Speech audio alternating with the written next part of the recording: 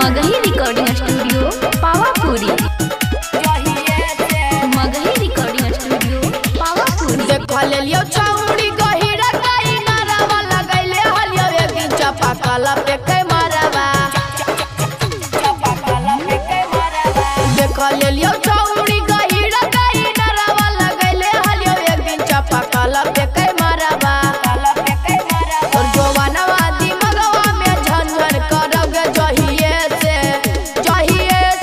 मथवा टन टन करगे जहिए से मथवा टन टन करगे जहिए से मथवा टन टन करगे जहिए से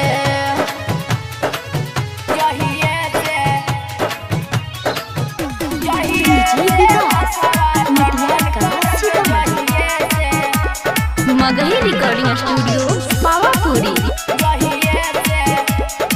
मगही रिकॉर्डिंग स्टूडियो पावापुरी।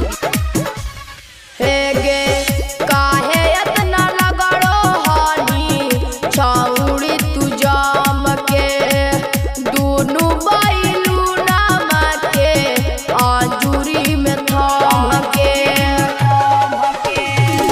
काहे इतना लगड़ो हानी छौड़ी तू जाम के दुनु बैलू नाम के आजुरी में थाम के।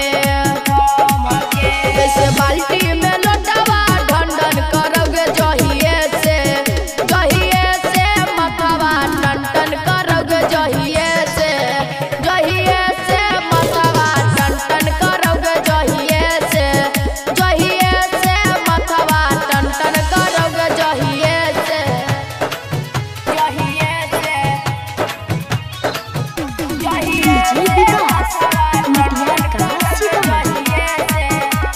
Magahi recording studio Pawapuri. Magahi recording studio Pawapuri. हे गे जहिया